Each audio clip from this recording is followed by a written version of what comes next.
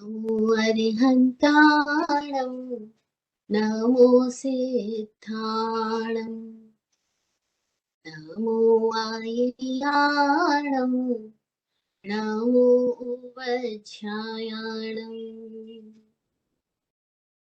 नमो लोये सवसाहूणम् ऐसो पञ्चनमुक्कारो सर्वपावपणासनो मङ्गलानं च सव्येसिं पढमं हवै मङ्गलम् पढमं हवै मङ्गलम्।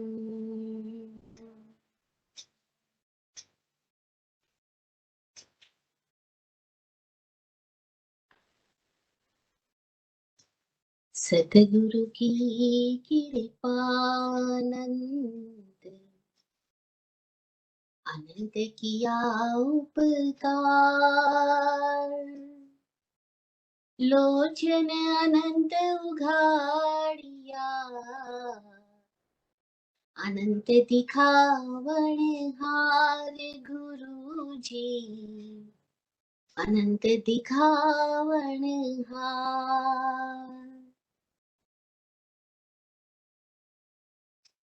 तिन्नाणम तार्याणम बुद्धाणम बोहियाणम मुत्ताणम मोयदानम।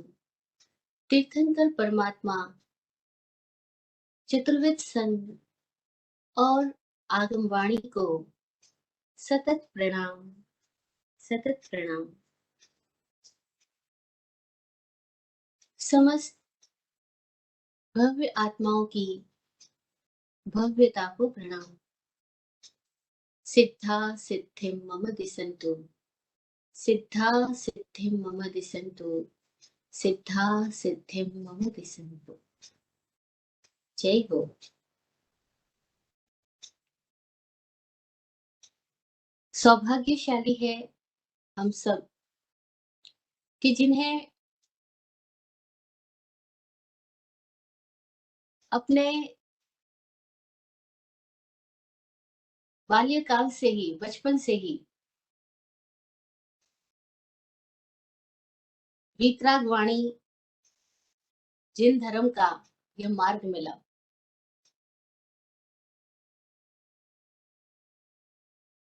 जो हमें सहज मिल गया।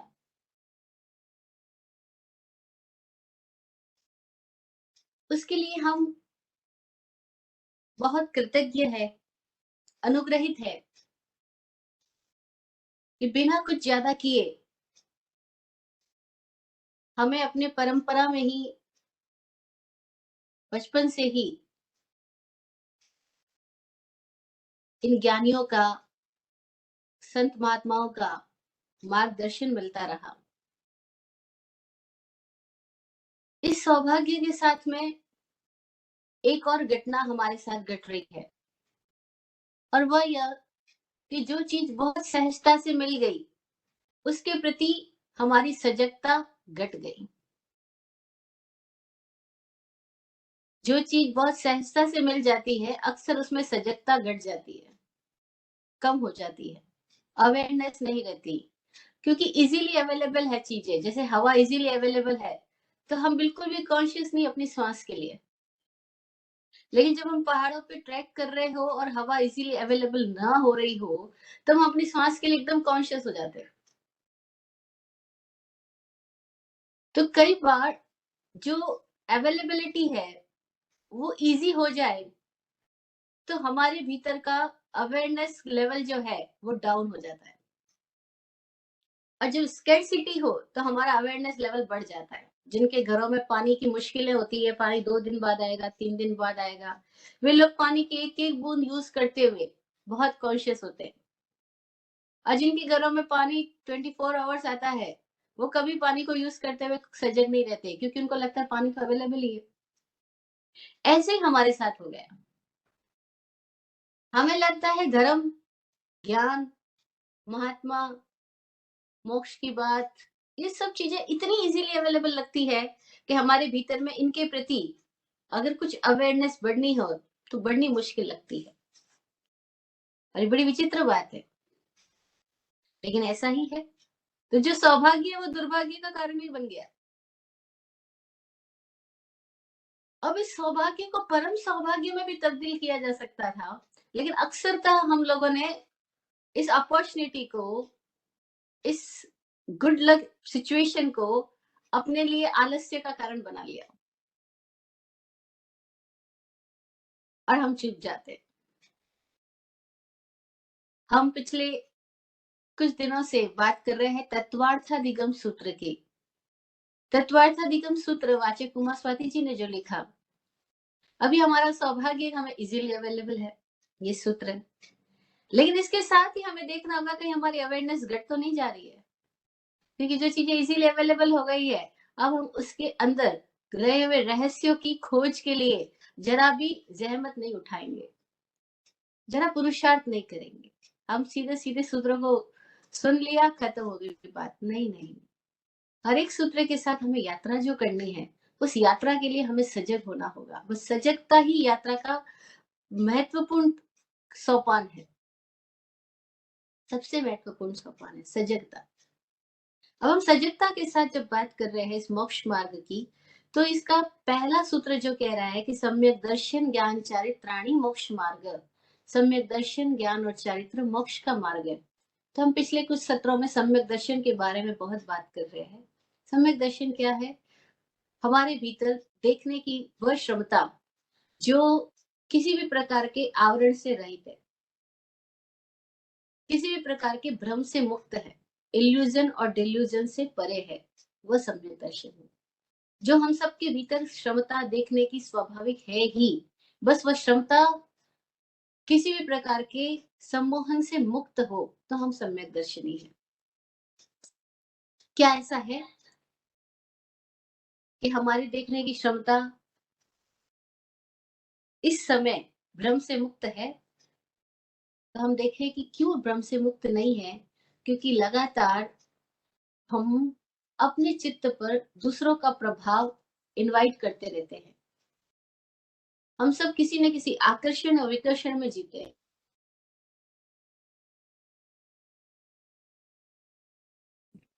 हम बात कर रहे हैं सम्यक दर्शन, सम्यक ज्ञान और सम्यक चारित्र की। ज्ञान कब सम्यक होता है, इस संबंध में थोड़ी सी बात करें हम। जब हमारा जो सेंसरी इंफॉर्मेशन हम जो ले रहे हैं, उनको लेने के क्षणों में अगर हम सजग है, होश पूर्वक है, तो ये पॉसिबल है कि हम जो जान रहे हैं वो सम्यक ज्ञान हो जाए। अदरवाइज होता क्या है कि हम जान तो सतत रहे हैं, लेकिन हमारा जानना जो है वो हमारी मेमोरी से प्रभावित होकर के उसके साथ में कुछ ना कुछ अपनी ओपिनियन को ऐड ऑन करता जाता है। और जैसी ओपिनियन बनती जा रही है, इसका मतलब है कि अब हम निष्पक्ष नहीं रहे। ओपिनियन ऐड ऑन करने की इतनी गहरी आदत है हमारी कि सुनने के साथ ही, जैसे एक एग्जांपल से बात करती हूँ, जैसे आप किसी के घर गेस्ट पे और उन्होंने खाना बनाया आपके लिए, आपके सामने खाना आया, अभी आपने मुंह में कॉर्ड लिया भी है या नहीं लिया, उसके पहले आपसे होस्ट पूछती है कैसा लगा भाई साहब। अभी आप को निगले भी नहीं, उसके पहले पूछने की जल्दी होगी, टेस्टी तो बना ना, आपको अच्छा तो लगा ना। अभी ओपिनियन लेने की आदत, ओपिनियन देने की आदत, दोनों ही बहुत गहरी है हम सबके भीतर। और हमको मजा आता है ओपिनियन देने में। तो हम क्या बोलते हैं, अरे क्या डिलीशियस फूड बना है, बहुत टेस्टी, ऐसा तो मैंने जिंदगी में कभी नहीं खाया। मैं नहीं कह रही बोलना गलत है, लेकिन ये बोलने की जो हमारी आदत बन चुकी है, वो आदत क्या है, हमें सम्यक नहीं होने देती। आदत में हम कॉन्शियस नहीं है, आदत में हम अवेयर नहीं है, आदत में हम सम्यक नहीं है। और इस तरह से हम सबको हर एक जगह पर ओपिनियन ऐड ऑन करने की जो आदत बन गई है, वो हमें सम्यक नहीं होने देती। क्या हम ओपिनियन ऐड ऑन किए बिना रह सकते हैं? जैसे कल ही कोई व्यक्ति पूछ रहे थे स्वामी जी से, आप पूरे भारत में इतनी जगह घूमे हो, हर जगह घूमे हो, आपको कौन सी सिटी सबसे अच्छी लगी? अब ये भी क्वेश्चन है, सबसे अच्छी लगी, यानी कंपैरिजन करो। और जैसे ही आप कंपेयर करोगे किसी भी बात को लेकर के, आप सम्यक रह पाओगे क्या? और ऐसी कंपेयर करने की आदत सी बन जाती है। तो स्वामी जी ने बोला सीटी अच्छी थोड़ी लगती है, लोग अच्छे होते हैं उससे सीटी अच्छी होती है। लोगों के अच्छे होने से सीटी अच्छी हो जाती है। और आप सब लोग बहुत अच्छे हो इसलिए सब सिटीज अच्छी है। और हम क्यों सोचे कि ये एक कम अच्छी है, एक ज्यादा अच्छी है, लेकिन हमारे भीतर ऐसी है। अगर वो ऐसा जवाब दे दे, वो जैसे स्वामी जी जवाब देते हैं, जो जैसा है वैसा है, अब इसमें अच्छा क्या बुरा क्या, बस वो ऐसा है को जानो, इसमें अच्छे बुरे को क्यों सोचना। लेकिन हम सब लोगों को ये कोई कह दे जैसा है वैसा है, खाना जैसा बना वैसा बना, अरे ये तो मजा ही नहीं आएगा। मजा कब आएगा? जब हम कहें नहीं नहीं, आप पिछली बार जो बनाया था ना उससे बहुत टेस्टी बनाया आपने, अब मजा आएगा। क्योंकि हम लोगों को आदतन तुलना करना और फिर तुलना में अपनी तारीफ सुनना, उसमें मजा आता है। और फिर हम क्या करते हैं, इसी चक्रव्यूह में हम लगातार चलते जाते हैं और भूल ही जाते हैं कि सजगता, ज्ञान सम्यक रहा कि नहीं, अब नहीं रहा सम्यक। तो जैसे ही हम ओपिनियन ऐड ऑन कर रहे हैं, हम सम्यक ज्ञान में नहीं है। दूसरी बात, सम्यक ज्ञान क्यों नहीं है, ये इसलिए बता रही हूँ ताकि हमें सजगता बढ़ जाए कि कहाँ गड़बड़ी हो रही है, हम सम्यक ज्ञान में कहाँ नहीं है। क्या होता है कि हमने बहुत सारी इंफॉर्मेशन तो इकट्ठी कर ली, हर फील्ड की, मोस्टली जिन जिन की हमको जरूरत पड़ती है, हम बहुत सारी इंफॉर्मेशन इकट्ठी कर लेते हैं। और आजकल तो इंफॉर्मेशन इकट्ठी करना बहुत आसान है क्योंकि गूगल बाबा है हमारे पास में। अच्छा, फिर क्या होता है, वो इंफॉर्मेशन क्या नॉलेज है? बहुत सारे लोग उसी को नॉलेज मान रहे हैं जो इंफॉर्मेशन ले रहे हैं। नॉलेज वो नहीं है। नॉलेज क्या है? जैसे कोई आदमी बोलता है मुझे तो बहुत नॉलेज है, कि नॉलेज किसको बोलते हैं? कि वह जो इंफॉर्मेटिव बातें हमने सीखी है, उसको हमने लाइफ में अप्लाई किया क्या? जो अप्लाइड ज्ञान है वही ज्ञान है। जो ज्ञान हमारी एप्लीकेशन में आया, जैसे कि एक एग्जांपल, कि जो लोग सिगरेट पी रहे हैं, अब सिगरेट के रेपर पे लिखा हुआ है cigarette is injurious to health, वो पढ़ते भी जा रहे हैं फिर भी सिगरेट पी रहे हैं। जो मसाला खा रहे हैं उसके ऊपर लिखा हुआ है कि ये कैंसर बनने का महत्वपूर्ण कारण है, वो देख भी रहे हैं जबड़ों की हालत, वो फोटो, वो सब कुछ जो उसके ऊपर लिखा हुआ है, फोटो छपा है, फिर भी वो खा रहे हैं। अब क्या पता उनको ज्ञान नहीं है कि मैं ये जो खा रहा हूँ वो खतरनाक है। ज्ञान है, लेकिन उसको ज्ञान नहीं कहते, इसको खिल सूचना कहते हैं। ज्ञान वो होता है जो उन्होंने अप्लाई किया हो। इसीलिए जो बातें हमने सुन ली है, हमें ऐसा लगता है मैं तो जानता हूँ, और फिर इस जानकारियों की लोग परीक्षाएं लेते हैं, हम परीक्षाओं में पास हो जाते हैं। जैसे कोई भी एग्जाम्स होते हैं, आजकल धार्मिक एग्जाम्स भी बहुत होते हैं, मतलब धार्मिक नाम दे करके, और बहुत सारे एग्जाम्स में हम सब चीजों जहाँ पास हो जाते हैं, हमें लगता है मैं इसको जानकार बन गया। लेकिन क्या हम जानकार हो गए? एक क्वेश्चन अपने आप से पूछता जाए तो पता लगता है नहीं, जो मैंने सुनी हुई बातें, पढ़ी हुई बातें, माइंड में, मेमोरी में इकट्ठी करी और उसको पेपर पे लिख कर आ गया, और मैं फर्स्ट आ गया, तो मुझे लगता है मैं ज्ञानी हो गया, मैं जानकार हो गया। लेकिन नहीं, ज्ञानी जानकार उससे नहीं होते, वो जो हमारे एप्लीकेशन में आया उससे हम हैं। अच्छा, इससे पता कैसे लगेगा? पता ऐसे लगेगा कि जो ज्ञानी हो जाएगा वो मौन होता जाएगा, और जो पंडित होता जाएगा, यानी शब्दों को इकट्ठा करता जाएगा, बढ़ता जाएगा भीतर में, वो अब वाचाल होता जाएगा, वो मुखर होता जाएगा। पंडित तो बकवासी होगा, वो बहुत बोलेगा, जगह जगह अपनी जानकारियां छांटता जाएगा, जगह जगह बिना मांगे सलाह देगा, उपदेश देगा, अपनी बातें बताएगा। और जो ज्ञानी होता जाएगा उसके अंदर क्या विशेषता होगी, ये हम इसलिए बता रहे ताकि हमें पता लग जाए कि हम कहाँ खड़े हैं, हम कहाँ स्टैंड कर रहे हैं और कहाँ गड़बड़ी कर रहे हैं। तो ज्ञानी की क्या विशेषता होगी, कि जैसे जैसे उसके भीतर में समझदारी आती जाएगी, जैसे जैसे उसके भीतर में ईमानदारी आती जाएगी, जैसे जैसे किसी भी व्यक्ति के भीतर में सजगता बढ़ती जाएगी, वैसे ही वो व्यक्ति मौन की तरफ बढ़ जाएगा। अब उसे बोलना ही व्यर्थ लगेगा। बोलना व्यर्थ लगेगा इसका मतलब नहीं कि बोलना व्यर्थ है ही। बोलना कभी सहायक है, कभी व्यर्थ है, लेकिन व्यर्थ बोलना उसका छूटता जाएगा।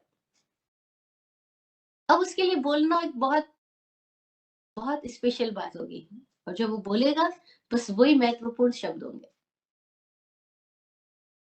तो ज्ञानी मौन की तरफ हो जाता है, ज्ञानी मौनी हो जाता है, और पंडित वाचाल हो जाता है। अभी किसी भी फील्ड में ये चीज अप्लाई की जा सकती है, आप देखना। जो जिस फील्ड पे अगर वाकई उसका बहुत टैलेंट डेवलप हो गया है और उसके भीतर में कुछ ऐसी सिचुएशन आ गई है, तो वो बिना माँगे सलाह नहीं देगा। वो अकारण हर जगह बोलेगा ही नहीं, उसके भीतर एक स्थिरता आ जाएगी, ठहराव आएगा, शांति आएगी, सुकून आएगा। ज्ञानी में तो ये आएगा। और जिसने बहुत चीज़ें इकट्ठी जानकारियाँ इकट्ठी कर ली है, लेकिन एप्लीकेशन में नहीं आई है, उस व्यक्ति की स्थिति ये होगी कि वो इतनी जानकारियाँ लेने के बावजूद भी अशांत ही रहेगा। अशांति लक्षण है इस बात का कि ज्ञान नहीं है, जानकारियाँ हैं। शांति लक्षण है इस बात का कि जानकारियाँ ज्ञान में तब्दील हो गई है। अच्छा, ये ज्ञान कब सम्यक हो जाता है? तो इसके लिए ज्ञानी लोग बोलते हैं कि जब दर्शन सम्यक होगा तभी ज्ञान सम्यक होगा। दर्शन सम्यक हुए बिना ज्ञान सम्यक नहीं होता। इसका मतलब क्या हुआ कि दृष्टि क्लियर होगी, विजन क्लियर होगा, तो ही आपकी नॉलेज राइट नॉलेज होगी। अगर विजन की क्लैरिटी नहीं है, जैसे कोई आदमी गाड़ी ड्राइव कर रहा है, उसको ड्राइविंग की बहुत सारी चीजें पता है, स्किल्स आती है ड्राइविंग की, लेकिन उसकी आंखों में देखने की क्षमता क्लियर नहीं है। अब विजन की क्लैरिटी नहीं है, उसको ड्राइविंग आती है, अब वो जो ड्राइविंग करेगा कहाँ ले जाएगा? ऑफ कोर्स एक्सीडेंट होगा। ऐसे ही हमारी लाइफ में हो रहा है, हमें बहुत सारी बातें पता है, लेकिन हमारी विजन की क्लैरिटी नहीं है। इसीलिए जब निमित्त आता है, समय आता है, कोई ऐसी परिस्थिति आती है, हम चेक हो जाते हैं कि वाकई हमने जो जाना है वो हमारा ज्ञान है या वो खाली बातें हैं। निमित्त तो आएगा ही, निमित्त आएगा जिंदगी में। हम जितना जैसे जैसे लेवल पे बढ़ेंगे, जैसे जैसे लेवल पे हम सीखेंगे, वैसे वैसे सामने चुनौती आएगी, चैलेंजेस आएंगे, परीक्षा होगी। और जब परीक्षा होगी तो पता लग जाएगा कि हम बहुत बातें कर रहे थे कि मैं तो डर से मुक्त हो गया हूँ, लेकिन जैसे ही कोई घटना घटेगी और फिर पता लगेगा अरे ये तो फियर आ गया। ये क्यों आया फियर? इसका मतलब है कि मेरा विजन की क्लैरिटी नहीं है। अब दर्शन सम्यक नहीं है, देख नहीं पाता हूँ सामने, इसी क्षण को नहीं देख पाता हूँ। दर्शन सम्यक होने का मतलब क्षण में जो बात आई है उसी में हमारी प्रज्ञा जागृत रहे, उसी में हम बिना प्रभावित हुए देख पाए। चाहे सामने वाले ने गालियां दे दी हो, गुस्सा कर दिया हो, सामने वाले ने हमारे को बहुत अपमानजनक वचन बोले हो, या हमारे सामने कुछ ऐसा किसी ने चोरी की हो, झूठ बोला हो, किसी ने हमारे ऊपर आरोपण किया हो, ब्लेम किया हो, कैसी भी सिचुएशन आए, अगर हमारा दर्शन क्लियर है तो क्या होगा? विजन की क्लैरिटी होने की वजह से हमारा एक्सीडेंट नहीं होएगा, हम चूकेंगे नहीं, हम प्रभावित पीड़ित नहीं होंगे, क्योंकि विजन क्लियर है। हमें समझ में आ रहा है कि सामने वाला जो बोल रहा है उसका संबंध मुझसे नहीं है, उसका संबंध उसके अपने आप से है, उसके अंदर की भड़ास से है, उसके अंदर में रहे हुए कॉम्प्लेक्सेस से है। वो अपनी कॉम्प्लेक्सेस की वजह से आउट ऑफ कंट्रोल होकर के कुछ बोल रहा है या कुछ कर रहा है, तो मुझे क्या? अब जिसकी विजन की क्लैरिटी है वो तो बिल्कुल भी पीड़ित नहीं होता। अब जो ये बात अपनी दृष्टि से देख नहीं पा रहा है लेकिन सुन के मान रहा है कि हाँ, ज्ञानियों ने बोला है कि सामने वाला जो क्रोध कर रहा है वो तो निमित्त है, उसको गुस्सा करने दो, आपके भीतर गुस्सा नहीं होना चाहिए, मेरे भीतर कषाय नहीं होना चाहिए। अब सुनी बात जब हम मान रहे हैं तो क्या गड़बड़ी होगी कि हम मान तो रहे हैं, मान के चुप तो हो रहे हैं, लेकिन ये जो चुप्पी हो रही है वो अंदर ही अंदर तो उबाल आ रहा है, अंदर ही अंदर कोई स्टोरी डेवलप हो रही है, पर ऊपर से हम चुप है क्योंकि हमने सुनी हुई ये बात को माना है। अब जब मान रहे हैं तो ऊपर से बात कुछ और है, भीतर से कुछ और है, तो हमारे भीतर सम्यक स्थिति नहीं है। और अक्सरतः धार्मिक कहलाने वाले जो लोग हैं, सो कॉल्ड धार्मिक जो प्रैक्टिसेस कर रहे हैं, वो लोग क्या करते हैं कि वचनों को सुन करके कुछ वचनों को अप्लाई कर रहे हैं या मानने की कोशिश तो कर रहे हैं, लेकिन उस समय भी जब वो मान रहे हैं तब भी उनका अपना दर्शन क्लियर नहीं है। इसी वजह से क्या होता है कि भीतर और बाहर संतुलन नहीं आता, और वे इस एक पॉइंट पे अगर नहीं भी गुस्सा करेंगे तो दूसरे एक निमित्त पे क्रोध नहीं भी करेंगे, एक निमित्त पे बदला नहीं भी लेंगे, एक निमित्त पे दूसरों को माफ भी कर देंगे, तो किसी अन्य स्थिति में आकर के वो अपनी सारी भड़ास निकालेंगे और फिर क्या बोलेंगे कि मैं तो बहुत सहा लेकिन अब नहीं सहा जा रहा। ये स्थिति क्यों आ रही कि बहुत सहा अब नहीं सहा जा रहा? इसका मतलब है बिल्कुल भी नहीं सहा। कोई लोग बोलते हैं ना बहुत सहन कर लिया लेकिन अब नहीं सहन होता, इसका मतलब है तुमने बिल्कुल भी सहन नहीं किया। लेकिन ये बात नहीं समझ आती हमको अपनी लाइफ से कि हम कहाँ चूक जाते हैं, क्योंकि हमने अपनी विजन की क्लैरिटी नहीं की। हमने माना तो है किसी ने बोला जैसा, लेकिन जो माना हुआ है वो अपने भीतर से जाना हुआ नहीं है। तब क्या होगा, जो माना हुआ और जाना हुआ के बीच में अगर डिस्टेंस है, तो हमारे दूसरे तीसरे कई सारे चेहरे समय समय पे निकलते जाएंगे, हमारी भड़ास फिर से निकलती जाएगी, और हमारे आसपास रहने वाले लोग समझ जाएंगे कि ये बोलते तो कुछ और है, करते कुछ और है। ये विश्वास तो कुछ और कर रहे हैं, लेकिन जी कुछ और रहे हैं। ये विश्वास तो करते हैं क्षमा पे, प्रेम पे, विश्वास तो करते हैं दान पे, उदारता पे, लेकिन जब ये करते हैं तब इनकी कंजूसी दिखाई दे देती है। जब ये कर रहे होते हैं तब इनके भीतर की घृणा, इनके भीतर की शिकायतें निकल ही जाती है। और जब शिकायत निकल जाती है, तब भी कोई लोग तो सजग होते हैं और कोई लोग कहते हैं, तो हम तो इंसान है, तो गलत गलत को गलत तो करेंगे ही, शिकायत तो करेंगे ही। हम थोड़ी भगवान हो गए जो सब कुछ माफ कर देंगे। ऐसा कह के आदमी बहाने बनाता है, और वो सम्यकदर्शी नहीं है, पर इस बात के लिए उसके भीतर में सजगता नहीं आएगी, स्वीकार भाव भी नहीं आएगा, क्योंकि वो ये मान रहा है, और ये मानना इतना कॉमन है। इसलिए मैं इस मान्यता की बात कर रही हूँ, क्योंकि ये मानना इतना कॉमन है कि जब आदमी गुस्सा करता है या शिकायत करता है या कभी कुछ हो जाता है, तो बोलता है, being a human, it's natural, to human is to error. वो ऐसा बोल करके अपने आप को बचाना चाहता है। वो भूल जाता है कि being a human it's not natural. Being a human तो प्रेम नेचुरल है, कॉन्शियसनेस होना चाहिए, लेकिन वो नहीं है हमारे भीतर। तब क्या होता है, सम्यक दर्शन नहीं होता, तो ज्ञान भी सम्यक नहीं होता, चारित्र भी सम्यक नहीं होता। चारित्र कब सम्यक होता है, जब दर्शन और ज्ञान दोनों सम्यक होंगे, तभी चारित्र सम्यक होगा, तभी जीवन शैली सम्यक होगी। अब हमारे साथ में क्या गड़बड़ी हो रही है, उसकी तरफ हम थोड़े सजग हो जाएं, क्योंकि जब तक हमें अपनी गड़बड़ियां नहीं दिखाई पड़ेगी, हम उससे बाहर कैसे आएंगे। एक बीमार को ये तो पता लगे कि वो बीमार है, उसकी बीमारी डायग्नोज हो जाए, तो ही पॉसिबिलिटी है कि उसकी बीमारी को क्योर भी किया जा सकता है। डायग्नोज ही नहीं होगी तो क्योर कैसे करेंगे। तो पहले हमें हमारी बीमारी डायग्नोज हो जाए। अब एक बहुत बड़ी बीमारी जो इस पूरे सो कॉल्ड जैन समाज के अंदर कॉमन है, वो क्या है कि हम सारे लोगों ने चारित्र, जैसे सूत्र है, सम्यक दर्शन ज्ञान चारित्राणी मोक्ष मार्ग, दर्शन ज्ञान चारित्र मुक्ति का मार्ग है। ये सूत्र का क्रम है, सीरियल क्या है, दर्शन ज्ञान चारित्र। परंतु हम सामाजिक लोग, सारे लोग किस तरह से जी रहे हैं, हम सबसे पहले किसको महत्व दे रहे हैं, चारित्र को। हम उल्टी यात्रा कर रहे हैं। हम हर जगह किसको, अरे इसने त्याग बहुत किया, वह चारित्रवान है, वह त्यागी है। और मैं कहती हूँ वो त्याग हो ही नहीं सकता जब तक दृष्टि नहीं हो क्लियर। बिना दर्शन के चारित्र संभव ही नहीं है। लेकिन हम लोगों ने, हम किसको मान्यता दे रहे हैं, चारित्र को। चारित्र का मतलब हम क्या समझ रहे हैं, ऊपरी आवरण। कैसे, जैसे आप मंदिर जा रहे हो क्या, रोज पूजा प्रक्षाल कर रहे हो क्या, आप स्थानक जा रहे हो, रोज मुंह पति बांध के सामायिक कर रहे हो, आप साधु के कपड़े पहने हुए हो, आप व्रत उपवास के नियम पचकान कर रहे हो, आप सभाओं में खड़े होकर के अठाई मास श्रवण पचक रहे हो, इन सबको वो चारित्र कह रहे हैं। इन सारी क्रियाओं को जो धर्म के नाम पर की जा रही है, उन सारे सो कॉल्ड रिचुअल्स को लोग चारित्र कह रहे हैं। क्या वो चारित्र है? There is a question mark. वह चारित्र कैसे हो सकता है जो बिना उनके अपने एक्सपीरियंस के आ रहा हो,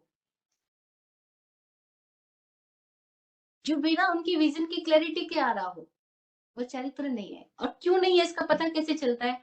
आप देखो कि जब वो तपस्या कर रहे हैं तब उनका चेहरा कैसा है, और तपस्या के साथ में उनके भीतर में किस चीज का पोषण हो रहा है।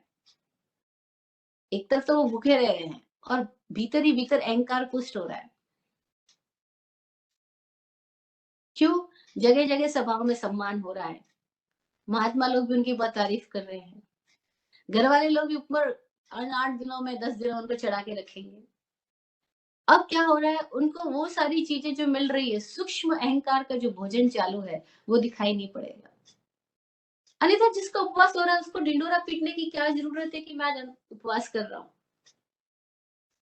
जिसको त्याग करना हो, जिसका त्याग सहज हुआ हो, वो कभी ढिंडोरा थोड़ी पीटेगा कि मैं घर बार छोड़ने जा रहा हूँ, 5 दिन बाकी है दीक्षा लेने में, फिर 4 दिन बाकी है, 3 दिन बाकी है, एडवर्टाइजमेंट आ रहे हैं, 3 days गो टू दीक्षा, ऐसे ऐसे। इसका मतलब क्या हुआ? कि आप जिस चीज को छोड़ रहे हो आप उसकी बहुत इंपॉर्टेंस समझ रहे हो। तभी तो आप बार बार लोगों को दिखा रहे हो कि मैं संसार छोड़ने जा रहा हूँ, मैं सुख सुविधा छोड़ने जा रहा हूँ, मैं रुपए छोड़ने जा रहा हूँ। आप दान कर रहे हो तो इतनी दिखा रहे हो, इसका मतलब क्या हुआ? दिखावे का मतलब ये है कि वो भीतर से नहीं आया, वो सहजता से नहीं घटित हुआ। अन्यथा जो चीज व्यर्थ होगी उसको हम छोड़ते समय दिखावा थोड़ी करेंगे।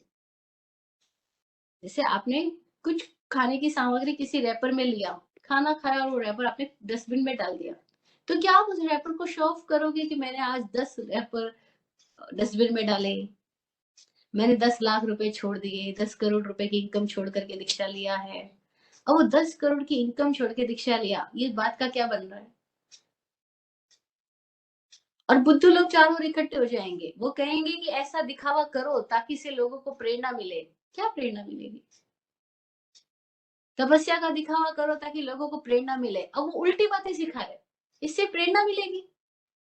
इससे तो अहंकार बढ़ेगा, प्रदर्शन बढ़ेगा, और वो महाराज जी का भी नाम बढ़ेगा जिनके सानिध्य में आपने तपस्या की। वो महाराज जी अपना कॉलर ऊपर करेंगे, मेरे चौवासे में इतने मांस खामड़ हुए, इतनी अठाया हुई। बेचारा करने वाला भूखा मरा और इन्होंने अपना अहंकार और जोड़ लिया। पर ऐसे ही चल रहा है। तो हम लोग पहली बात तो गड़बड़ी क्या कर रहे हैं, हम इस चारित्र को, इसको चारित्र समझ रहे हैं जबकि चारित्र नहीं है, क्योंकि ये तो क्रियाएं हैं, दिखावा है।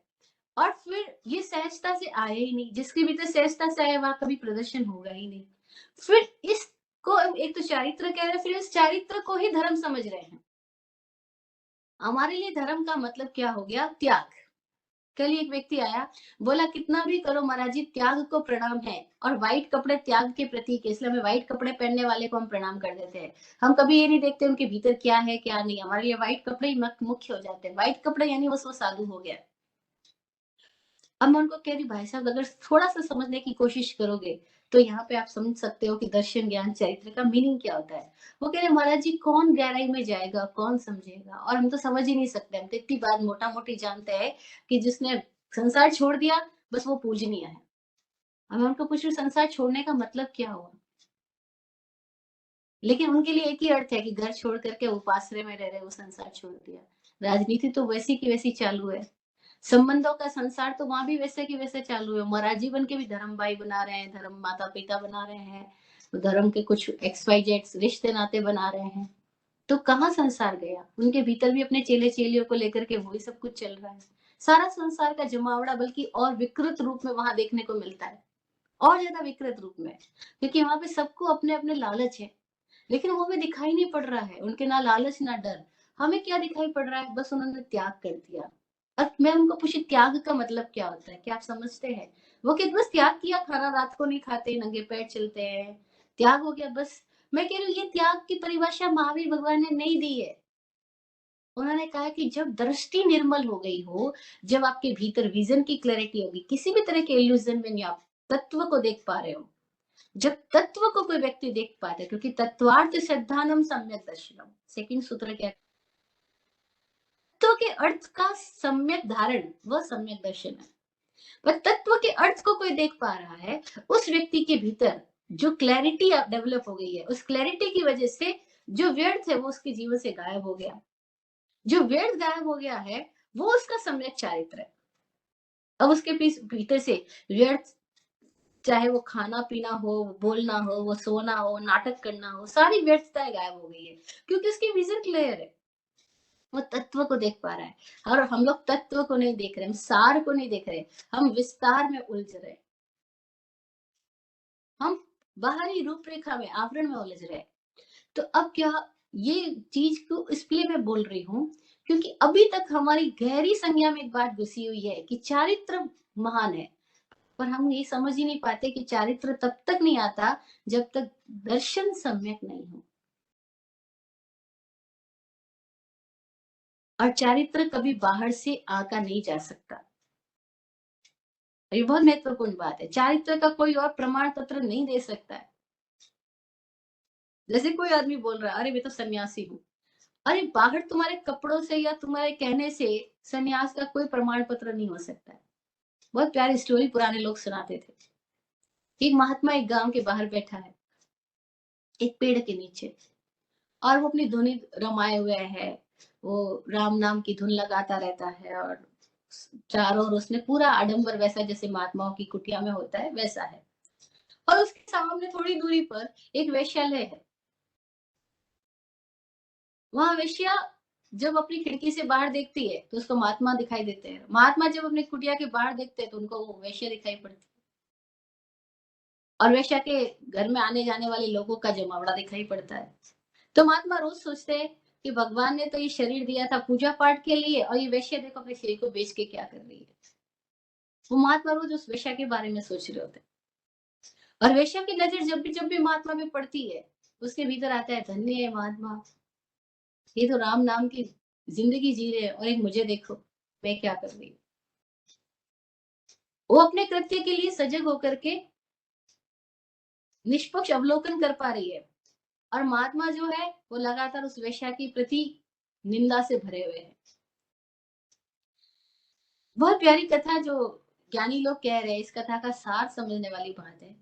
एक दिन मृत्यु की समय स्थिति आती है और कहानी बोलती है कि एक तरफ तो विमान आ रहा है लेने के लिए और एक तरफ यमदूत आ रहा है लेने के लिए। महात्मा भी बाहर है, वेश्या भी बाहर है। वेश्या भी आकाश में देख रही है, विमान आ रहा है और यमदूत आ रहा है। वेश्या सोचती है यमदूत मुझे लेने आ रहे हैं। महात्मा सोचते हैं विमान मुझे लेने आ रहा है क्योंकि मैं तो भगवान के घर जाऊंगा। विमान आया, भगवान ने मेरे लिए विमान भेजा है। और वो वैश्या सोच रही मैं तो अपने पापों की सजा भोगने के लिए नरक में जाऊंगी, यमदूत आ गया। लेकिन होता उल्टा है। विमान वेश्या की तरफ पहुंच जाता है, यमदूत महात्मा की तरफ। महात्मा चिल्लाते बोलते ऐसा कैसे हो गया, भगवान के घर अन्याय कैसे हो गया, पूरी जिंदगी मैंने भगवान का नाम लिया, ये क्या गड़बड़ी हो गई। यमदूत कहते हैं नाम तो तुम भगवान का ले रहे थे पर भीतर तुम्हारे उस वेश्या के चित्र चल रहे थे। वेश्या कितने मजे कर रही है, उसके चित्र चल रहे थे। तुम्हारे भीतर का चरित्र वो नहीं है जो तुम बाहर दिखा रहे हो। और वेश्या के भीतर के चरित्र वो नहीं है जो बाहर लोग देख रहे हैं। वेश्या के भीतर कुछ और ईमानदारी है, कुछ और सजगता है, कुछ और विनयशीलता है। उसके भीतर अहंकार नहीं आ रहा है। और ये तुम्हारे भीतर में घमंड बढ़ता जा रहा है, मैं राम राम राम राम, मैं धुनी जमा रहा हूँ, तप कर रहा हूँ, ये कर रहा हूँ, वो कर रहा हूँ। तुम्हारे लिए यमदूत आ गए। ये कहानी हमें ये बता रही है कि जो बाहर देखा जा रहा है वो चरित्र नहीं है। चरित्र हमारे भीतर क्या चल रहा है, हमारे भीतर किस तरह की स्थितियां रमणता चल रही है, किसमें रमण कर रहे हैं। आत्मा में, आत्म स्वभाव में, सहजता में रमण करना वो सम्यक चारित्र है। आत्म स्वभाव में रमणता वो सम्यक चारित्र है। उसको संयम कहा है, आत्म स्वभाव में जीने को। लेकिन हम जिसको चारित्र समझ रहे हैं, हम समझ रहे हैं कि किसने कितना पचकान कर लिया, किसने कितना तप त्याग कर लिया, किसने कितना करोड़ों रुपए छोड़ करके दीक्षा ले ली, किसने दीक्षा लेने के बाद में बड़ी बड़ी चौमासे किए, बड़े बड़े तप अनुष्ठान करवाए, यज्ञ अनुष्ठान करवाए, पूजा अनुष्ठान करवाए। हम उसको चरित्र का नाम दे रहे हैं। और फिर हम किसको प्रणाम कर रहे हैं, हम उस चरित्र को पूज रहे हैं जो चरित्र के कुछ भी पूजने योग्य नहीं है। पूजने योग्य क्या है, सम्यक दर्शन। पर वो कोई पूज ही नहीं सकता क्योंकि सम्यक दर्शन तो दिखाई नहीं पड़ेगा। खुद का हुए बिना किसी और का दिखाई पड़ना भी मुश्किल है और खुद का है नहीं तो किसी और का दिखाई पड़ेगा कैसे। अब कोई व्यक्ति कल पूछ रहा था मुझसे कि फिर हमें कैसे समझ में आएगा कि हम सम्यक दर्शन पे आए या नहीं आए। मैंने कहा पहली बात रिसेप्टिविटी तो हो, हमें तो सुनने की क्षमता भी नहीं है, देखने के लिए धैर्य चाहिए वो भी नहीं है, तो फिर कैसे सम्यक दर्शन। वो बोले वो तो नहीं है महाराज जी, धीरज तो नहीं है। अगर धीरज नहीं है तो यहाँ पे तो कुछ साधना नहीं होती, धीरज के बिना तो साधना होती नहीं, पहले धैर्य तो लाना होगा। ऐसी कल एक लड़की बोल रही थी मैंने इतना प्रवचन सुना, इतना सब कुछ किया, लेकिन जब गुस्सा आता है तब तो मैं गुस्सा कर ही देती हूँ, बच्चे पे भी चपत लगा देती हूँ, कि बच्चे को मार देती हूँ। मैंने कहा स्वामी जी ये कहते हैं कि लोग अपने बच्चे पैदा इसलिए कर रहे हैं कि अपनी भड़ास उनके ऊपर निकाल सके, अपनी भड़ास निकालने का केंद्र बिंदु उन्होंने अपने बच्चे को बना रखा है। पर क्यों गुस्से में तुम ऐसे हो जाती है, क्योंकि तुम पॉज लेना नहीं जानते। वो कहती इतना सुना हुआ ज्ञान अप्लाई तो नहीं होता। क्यों अप्लाई नहीं होता, क्योंकि पॉज लेना नहीं आया। जहां पॉज ही लेना नहीं आया वहां पर हम क्या करते हैं, आवेश के प्रभाव में गायब हो गए। और पॉज लोगी तो कहीं तो अपना इंटेलिजेंस यूज करोगे। अभी प्रैक्टिस करनी होगी कि जब भी कोई सिचुएशन आ गई, पॉज़ लेना, आराम से अपनी बात करना, आवेश में मत करना। और वो चरित्र होगा जब आपकी समझ आप अप्लाई कर रहे होंगे, और समझ अप्लाई करने के साथ आप सजगता पूर्वक जब आपके भीतर से व्यवहार निकलेगा, अब वो सम्यक चरित्र होगा। और उस सम्यक चरित्र का संबंध कपड़े बदलने से नहीं है, साधु की बनने की प्रक्रिया से नहीं है। कोई सोचे साधु बन गए, व्हाइट कपड़े पहन लिए तो संयमी हो गया, बिल्कुल भी नहीं है। संयम का संबंध बाहरी वेशभूषा या क्रियाकांड से नहीं है, संयम का संबंध भीतर की सजगता से उत्पन्न हुए आचरण से। वो आचरण जो हमारी समझदारी से, हमारी ईमानदारी से, हमारी सजगता से हमारे जीवन में प्रकट हो रहा है। अब उसमें क्या होगा, जो हमारे जीवन से सहजता से प्रकट हो रहा है, सजगता से निकल रहा है, उस आचरण में विशेषता यौगिक आगे पीछे उसकी कोई रेखाएं नहीं बनेगी, आगे पीछे उसका कोई तनाव नहीं बनेगा, कोई प्रतिबंध नहीं बनेगा, उसमें कोई भविष्य निर्मित नहीं होगा, इसलिए उसका नाम सम्यक चरित्र है।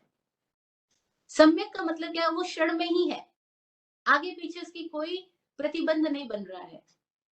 अन्यथा होता है कि अगर हम गुस्सा करते हैं, तो गुस्से सम्यक चरित्र क्रोध क्यों नहीं हुआ, इसका एग्जाम्पल से समझ। जब हमने क्रोध किया, तो उसके बाद में भी उसकी लंबी लेखा चलती है, एक सिलसिला शुरू हो गया। पहले क्रोध कर रहे हैं, थोड़ी देर बाद पछतावा करेंगे, फिर थोड़ी देर बाद फिर क्रोध करेंगे। पहले दूसरों पे क्रोध निकाल रहे थे, अब खुद के ऊपर क्रोध निकाल रहे हैं। अरे मैंने क्रोध किया ही क्यों, अरे मैंने क्रोध किया ही क्यों, अरे मैंने गाली दी क्यों, अरे मेरे मुंह से उस समय निकला ही क्यों, ये शब्द नहीं निकलता तो वहां झगड़ा नहीं फैलता, मैं बोला ही क्यों, अभी बाद में निकलता है। ये पछतावा निकलने का मतलब क्या हुआ, चारित्र सम्यक नहीं है, क्योंकि लंबी रेखा बन रही है, वो भविष्य तक खींच रही है हमको। तो जो भूत और भविष्य की खिंचाव पैदा हो रहा है, वो सारी प्रक्रिया जिसमें भूत और भविष्य का खिंचाव आ रहा है, इसका मतलब वो सम्यक चारित्र नहीं है। असम्यक चारित्र का लक्षण यह है कि उसके आगे पीछे फिर कोई रेखाएं नहीं खींचती, वो हुआ और खत्म।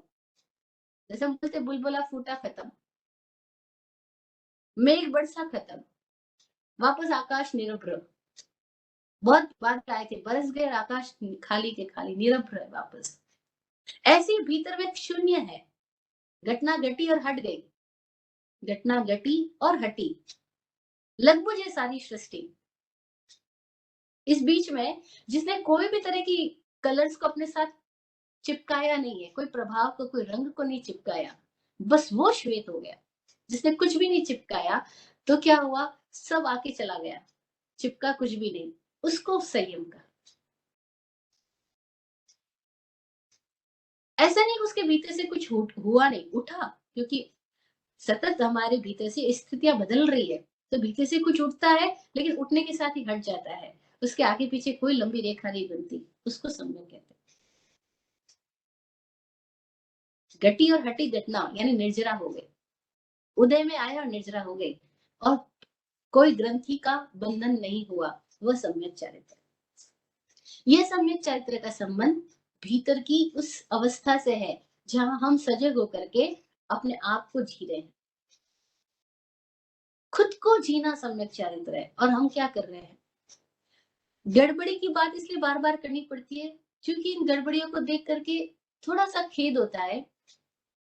खेद इस बात का होता है कि हम जिसको धर्म समझ रहे हैं, जिसको धार्मिक क्रियाएं समझ रहे हैं, हम जिसको चरित्र नाम करार कर रहे हैं, वहां पर आरोपण है।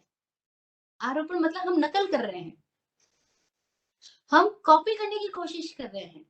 और जब कॉपी करने की कोई आदमी कोशिश करेगा, नकल जब भी कोई आदमी करेगा, तो उसका एक लक्षण होगा कि नकल करने वाला दिखावा करेगा ही करेगा, नकल दिखावा करेगा। असल में कभी दिखावा करने की इच्छा पैदा नहीं होगी, क्योंकि वो असली है, उसको दिखावा क्यों। जिस दिन हम मेकअप करते हैं, उस दिन कोशिश करेंगे लोग देखे, और जिस दिन हम नॉर्मल बैठे उस दिन हमारे भीतर बिल्कुल भी नहीं आएगा लोग देखे। तो मेकअप में हमेशा लोगों को दिखाने की चाहत बनी रहेगी, नकल में हमेशा प्रदर्शन की चाहत रहेगी, और फिर उसको लोग धर्म के नाम दे रहे हैं, और वहां धर्म नहीं है। उसको लोग चारित्र का नाम दे रहे हैं, वहां चारित्र नहीं है, क्योंकि वहां नकल हो रही है। अभी नकल क्यों हो रही है, क्योंकि हमने ऐसा सुना है, माना है, पढ़ा है, उसकी हम कॉपी करने की कोशिश कर रहे हैं, वो हमारी स्थिति से नहीं आ रहा है। और जो हमारी स्थिति से नहीं आ रहा है, वो क्षणिक होगा, प्रभाव में जो आदमी रहेगा वो तो क्षणिक उत्तेजना में तो कहीं पहुंचेगा, लेकिन वापस वहीं के वहीं गिर जाएगा जहां वो था। इसीलिए हम लोग बात करते हैं, अरे वो इतने ऐसे थे, ऐसे कैसे हो गए, ऐसे दिखावा कर रहे थे, ऐसे कैसे हो गए, क्यों हो गए? क्योंकि वो दिखावा जो था उनका अपना चरित्र नहीं था, अपना सम्यक अवस्थान नहीं था, उनकी स्थिति से नहीं था वो जीवन उन्होंने ओढ़ा हुआ था। और जो ओढ़ा हुआ जीवन है, जो ओढ़ा हुआ चेहरा है, जो ओढ़ा हुआ मास्क है, वो तो उसमें तो खरोंच लगेगी, वो तो हटेगा। ये बात अनुभव से जिसको समझ में आ रही हो, उसको धीरे-धीरे दृष्टि क्लियर होती जाएगी कि चरित्र का संबंध किसी बाहरी प्रदर्शन से, नकल से, आरोपण से नहीं है। वो अपने भीतर की समझदारी से हम जो ज़िंदगी जी रहे हैं, वो ही हमारा चरित्र है। अब इसको फिर एग्ज़ाम्पल से समझते हैं। जब हम गाड़ी ड्राइव कर रहे हैं, अगर हमारी विज़न की क्लैरिटी अगर हमारे में सजगता है, तो वो जो ड्राइविंग है, वो ड्राइविंग जो आ रही है, वो हमारे भीतर की सजगता से जो आ रही है, उसमें कोई एक्सीडेंट नहीं होएगा, उसमें कोई नकल नहीं होगी, उसमें कोई प्रदर्शन नहीं होएगा। वो हमारी क्लैरिटी से हमारी गति हम गंतव्य की ओर आगे बढ़ रही है, ठीक है? तो वो हमें कभी थकाएगी नहीं, हल्का रखेगी। लेकिन जैसे ही हम कंपटीशन की फीलिंग में आएँगे, कंपैरिज़न की फीलिंग में आएँगे, जैसे ही हम कोई और मोटो बना कर के जी रहे होंगे, क्या होगा? हम थक जाएँगे। और लोग कहते हैं ज़िंदगी में 40-42 साल के, 48 साल के होते-होते कहते हैं, जीवन से ऊब गया, थक गया हूँ, बहुत कुछ करता रहा लेकिन अब बस परेशान हो गया इन सबके लिए करते-करते, सबके लिए जीते-जीते, ये सब कुछ करते-करते। इसका मतलब है उन्होंने जो कुछ किया था वो सम्यक नहीं था, तभी थकान हुई। वो भीतर से नहीं आया था। चाहे उन्होंने दान किया होगा, तप किया होगा, ये किया होगा, अपने परिवार के लिए, अपने समाज के लिए, अपने गाँव के लिए बहुत कुछ किया होगा। लेकिन वो ये बता रहे हैं कि मैं थक गया हूँ, मैं परेशान हो गया हूँ, मैं ऊब गया हूँ, इसका मतलब वो सम्यक नहीं था। वो उनके भीतर से नहीं आया था, उनकी स्थिति से नहीं आया था, वो उनकी मान्यता से आया था। और जो भी चीज़ हमने मान करके कर रहे हैं, उसमें थकान होगी और जो अनुभव से फिर रहा है, उसमें ज़रा भी थकान नहीं होगी, उसमें हल्कापन होगा। इसलिए सम्यक चारित्र हल्कापन है और असम्यक चारित्र का लक्षण है कि उसमें बहुत प्रदर्शन है, फिर थकान है। एक दिन आकर्षण है और एक दिन विकर्षण है। एक दिन आप पीक पे जाते हो, एक दिन आप ऊब जाते हो, क्योंकि असम्यक है ना। तो हमेशा ही एक छोर से दूसरे छोर पे आप घूम रहे होंगे, लेकिन संतुलन नहीं होगा। संतुलन का एग्ज़ाम्पल पुराने लोग बहुत अच्छा देते थे। वो मनीषी लोग एग्ज़ाम्पल देते थे अ, गाँव में कई-कई जगह पे नर्तकियाँ आती थी जो अ, 2 जगह बाँस फिट किए और उसके ऊपर डोरी बाँधी और उस डोरी के ऊपर चल रही। और वो जो इतनी पतली डोरी के ऊपर जो चल रही है, उसने कैसा संतुलन बनाया? और देखने के लिए गाँव भर के लोग इकट्ठे होते थे। अरे गज़ब! वो उसको बाजीगर कुछ ऐसे लोग जो आते हैं, उनको जो बोला जाता है कि वो लोग कैसे बड़े-बड़े बाँस के बम्बूस के ऊपर एक पतली डोरी बंधी है, उस डोरी के ऊपर चल रहे हैं। कैसा संतुलन उन्होंने साधा है। ऐसे हमारे जीवन के अंदर हमें हर एक स्थिति में संतुलन साधना है। वो कैसे आएगा? ऊपर से नहीं आएगा। फिर ये बात इसलिए कर रही हूँ, वो बाहर से चरित्र नहीं आता है, चरित्र भीतर से परिणाम है। भीतर की समझ का परिणाम है। भीतर की क्लैरिटी का परिणाम है। अब भीतर में विज़न की क्लैरिटी हो गई तो कैसी भी स्थिति आ जाएगी, हमें संतुलन में रहना आएगा, सम्यक स्थिति में रहना आएगा। हमें उस डोरी पे चलने की तरह हर स्थिति के बीच में से कैसे गुजरना है, वो आएगा और उसमें आदमी कितना कॉन्शियस होता है जब वो डोरी पे चल रहा है। जो बाँस 2 बाँस के बीच में बंधी हुई रस्सी के ऊपर जो चल रहा है, उस रस्सी पे चलने वाले में कैसा संतुलन सध रहा है। फिर जो रस्सी पे चल रहा है, उसने भी एक बड़ी-सी लकड़ी पकड़ रखी है, बड़ा-सा बाँस का अ, पतली-सी लकड़ी पकड़ रखी है, जो सड़क को छू रही है। वो उसको भी पकड़ करके साथ में अपना संतुलन बिठा रहा है। ठीक ऐसे ही हमारे जीवन में जो शुद्ध ज्ञान है, जो सुने हुए ज्ञान है, जो आगम वाणी है, वो आगम वाणी हमें सहायक बन रही है कि हम उसके सहारे उसको पकड़ करके हम अपने जीवन की हर एक परिस्थिति में संतुलन साधते-साधते गुजर जाएँ।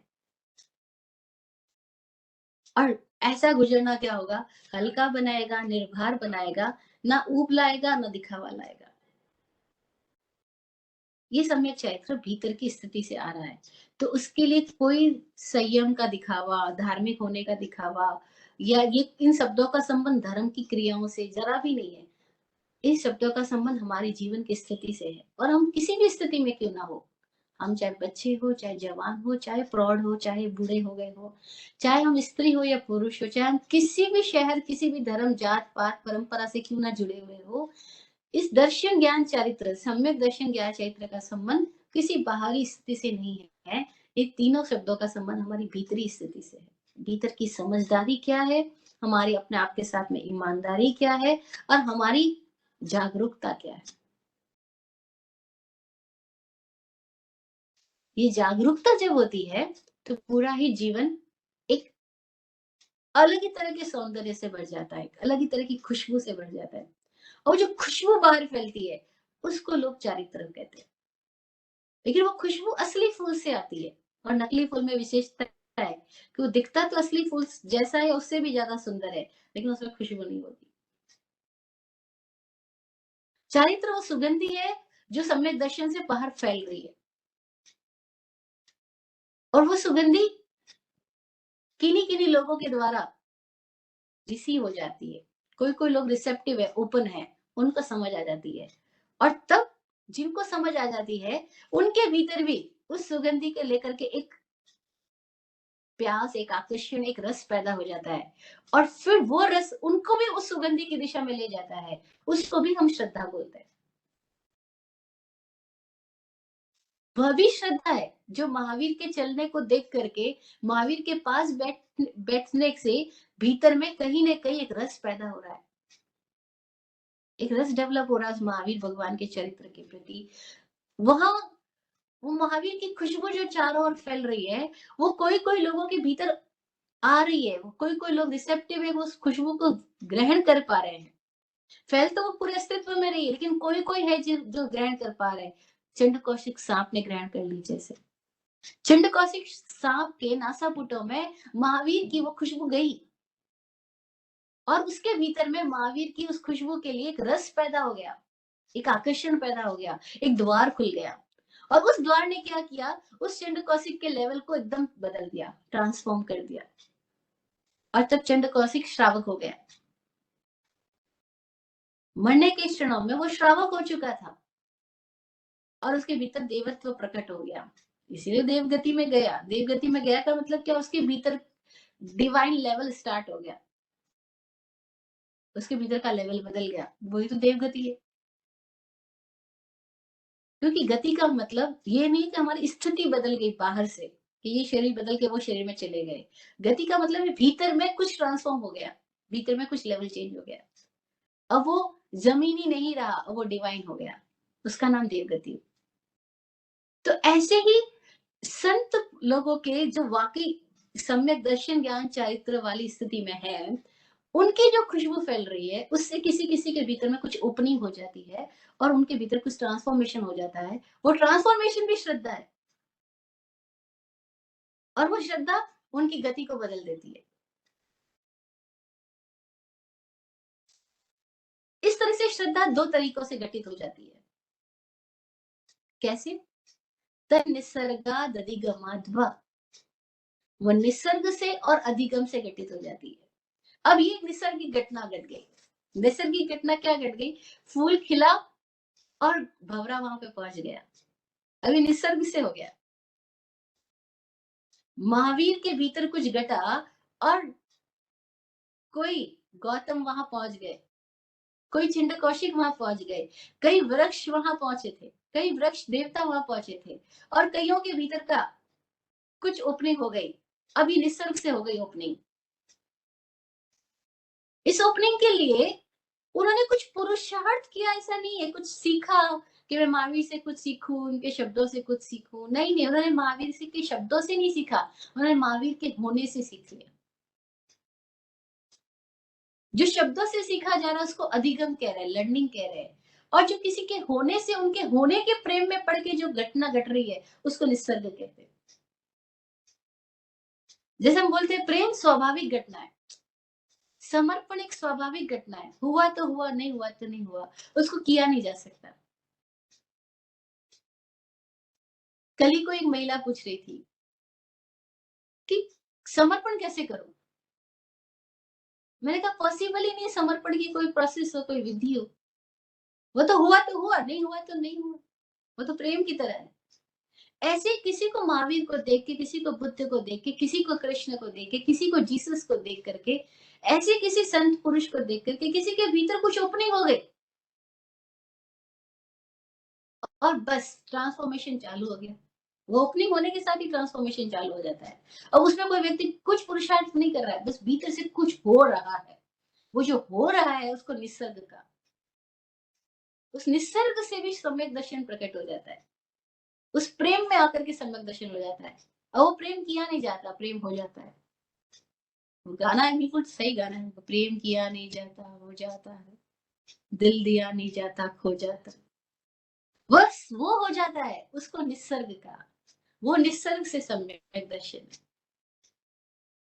और कोई लोग हैं किताबें पढ़ रहे हैं, शास्त्र रट रहे हैं, सोच रहे से सम्यक दर्शन हो जाएगा। शास्त्रों को रट करके, शास्त्रों को रिवाइज रिपीट कर करके सम्यक दर्शन हो जाएगा। अब वो गड़बड़ी में चूक जाएंगे। और वो जो किसी संतों के पास जाकर के उनके शब्दों को पकड़ने की कोशिश कर रहे हैं, वो भी चूक जाएंगे। और कोई किसी एक शब्द के साथ उनके भीतर कुछ ओपनिंग हो गई, अब बस कुछ हो गया। अब वो क्या हो गया उसको कहा नहीं जा सकता। वो आदमी बदल गया। उसके घर वाले देखते अरे क्या हो गया। एक लड़की कल बता रही थी कि मैं तो बाहर पढ़ रही थी और मम्मी इधर सुन रही थी, आपको देख रही होगी, सुन रही होगी, और मैं देख रही हूँ मेरी मम्मी में चेंज आ गया।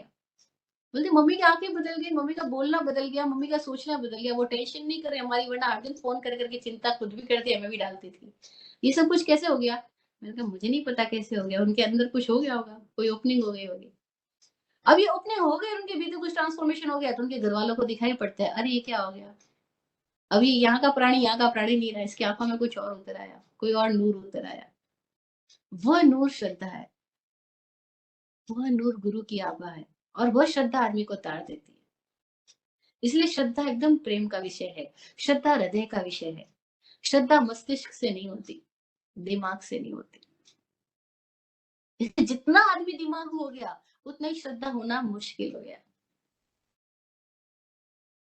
हम जितनी जितनी खोपड़ी बढ़ती जा रही है उतना हमारा दिल छोटा होता जा रहा है। और दिल छोटा हो गया, अब श्रद्धा होनी मुश्किल है। और जब श्रद्धा नहीं है, वह धर्म की शुरुआत ही नहीं होती। धम्मो शुद्धस्य चित्ते, धर्म तो सरल हृदय में, श्रद्धावान में प्रकट होता है। इसीलिए कई बार जो बड़े शास्त्र जानकार है वो यहीं बैठे रह जाते हैं, पंडित यहीं रह जाते हैं, बल्कि नरक में चले जाते हैं आपस में लड़ते लड़ते। और कोई एक वचन से ही तिर जाता है, कोई दृष्टि मात्र से ही तिर जाता है, कोई एक श्रवण मात्र से ही तिर जाता है, और कोई बरसों तक सुनता सुनाता रहता है, वहीं का वहीं रह जाता है। तो ये ओपनिंग है श्रद्धा। ये ओपनिंग निसर्ग से भी हो सकती है, ये ओपनिंग अधिगम से भी हो सकती है। और वो जब हृदय की ओपनिंग हो जाती है तो स्थिति क्या होती है कि वो जो नूर किसी में उभरा, उस महावीर में, उस बुद्ध में, उस संत में, उस महात्मा में, उस सदगुरु में, उसका नूर कईयों को छू जाता है।